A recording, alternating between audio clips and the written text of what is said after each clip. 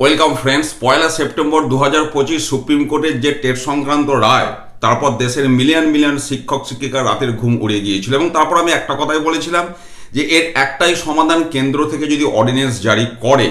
তার কারণ সুপ্রিম কোর্টে রিভিউ পিটিশনে খুব একটা লাভ হয় না, যদিও এক্ষেত্রে রিভিউ পিটিশনগুলো আলাদা একটা ওয়েটেজ ছিল। যাই হোক, অবশেষে ভালো খবর এলো এবং এর আগে শীতকালীন অধিবেশনেও আমরা দেখেছিলাম দেশের বিভিন্ন সাংসদ এটাকে নিয়ে সওয়াল জবাব করেছিল এবং আমার মনে হয় এই একটা আইটেম যেটাকে নিয়ে এত বহু সংখ্যক সাংসদ এটাকে নিয়ে প্রশ্ন তুলেছিলেন।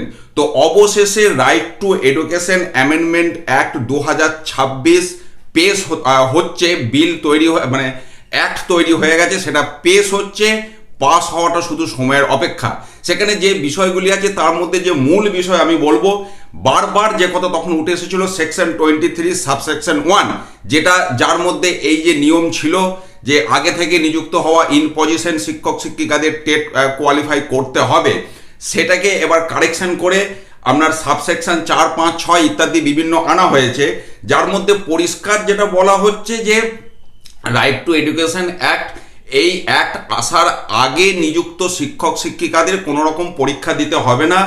তাদের প্রমোশন, তাদের সিনিয়রিটি, তাদের যে রিটায়ারমেন্ট বেনিফিট, এই সমস্ত বিষয়ের ওপর কোনো প্রভাব পড়বে না। অর্থাৎ সহজ করে বললে যে টেট পরে নিযুক্ত শিক্ষক শিক্ষিকা যারা, অর্থাৎ এই অ্যাক্ট চালু হওয়ার পরে যারা নিযুক্ত হবে তাদের জন্যই টেটটা কার্যকর হবে।